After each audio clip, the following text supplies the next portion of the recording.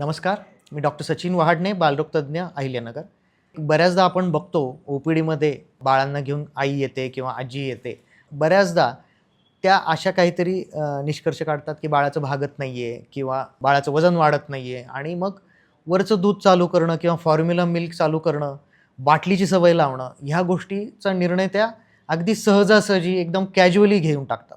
आणि आपल्याला बऱ्याचदा असा प्रश्न पडतो की छोट्या-छोट्या गोष्टी आपल्याला ह्या पेशंटच्या आया किंवा आज्या विचारतायत, की अगदी छोटी-छोटी गोष्ट, की बाबा बाळ थोडंसं लाल दिसतंय, बाळाचं बाकीचं शिंका आल्या 2 दिवसातनं वगैरे अशा छोट्या-छोट्या गोष्टी विचारतात.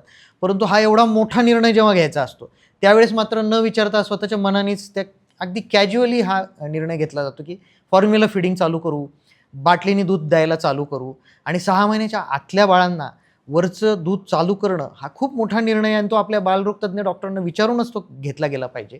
आणि हा जो पहिला 6 महिन्याचा जो काळ आहे, आपलं WHO पण सांगतं, की तेव्हा एक्सक्लुझिव्ह ब्रेस्ट फीडिंग केलं गेलं पाहिजे आणि वरचं पाणी पण द्यायचं नाही आहे या काळामध्ये.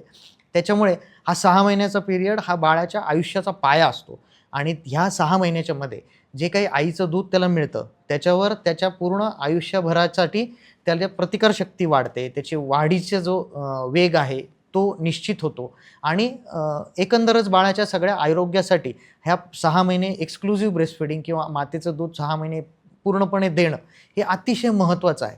त्याच्यामुळे असा निर्णय घेताना असा कॅज्युअली न घेता आपल्या बालरोगतज्ञ डॉक्टरांचा सल्ला घेऊनच हा निर्णय घेतला गेला पाहिजे. धन्यवाद.